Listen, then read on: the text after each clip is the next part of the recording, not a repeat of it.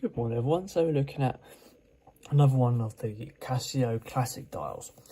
Main reason for doing this review actually is I'm not a big fan of green dials, but I like to I try to have a broad mix of what I look at, and this week I seem to be looking at the ones that are most popular on Amazon, and this is one of the ones.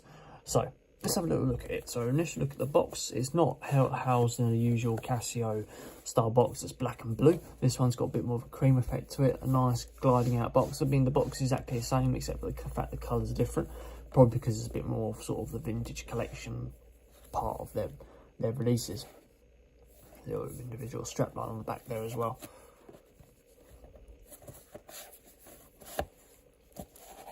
Nice cream interior as well, housed in sort of display style finish. Cheap cardboard style sock that just sits inside the actual watch box.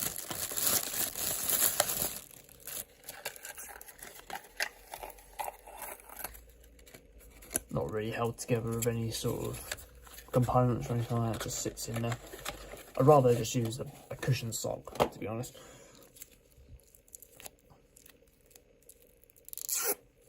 But no, it's just the watch that matters. So here we go, guys. This is the classic Casio 38mm with the green style dial. So 38mm case diameter with a 9mm case thickness. Retails at around about £40 and weighs 105 grams, with a quartz movement offering an accuracy of plus or minus 20 seconds per month. I think that's better. Get a bit more look at the colour. So we've got a sort of a olive green style dial going on there, sunray finish, fully luminous hands and increments that follow an oyster petrol style Rolex theme really, and a nice sort of fluted bezel on the top here. The flutes aren't as well defined as they are on sort of like a oyster petrol or something like that, but it's doesn't matter. It's their own take on the watch. You get 50-meter walk resistance with this and 3-year battery life when you order from Casio. Mineral glass go over the top of the watch as well. A nice date dial just sitting down at 3 PM. Come out to the casing. We've got brass material on the casing here, so and overall it does sound a little bit tinny, but not as bad as you might think. The crown is well defined, and you've got a decent movement on the actual second position to the crown. Could be better, but it doesn't feel cheap in no regard whatsoever. First position.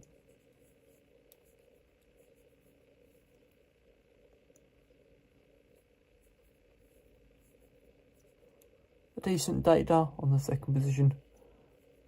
Nice bit of feedback to the crown as well, and glides in place quite nicely.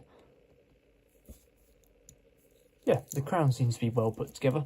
Seems decent in my mind. So coming down to the strap, you've got an oyster style strap with an unknown width, but I can check for you now. Got a 20mm band width oyster petrol strap. It's one of the cheaper style ones. As you can see, it hasn't got the screws on the side, but it can still be adjusted. It just doesn't have the screws on the side. To come down to the buckle, double fold over style buckle, no safety buckle on top though. Lots of room for adjustment on the actual clasp if you need it. Nice firm click down, held in place quite nicely. It's quite easy to sort of pull that off, which is good. Look at the back plate, no sort of quick release on the actual strap or anything like that. Let's turn that on so you can see that a bit better. Nice view of the back plate.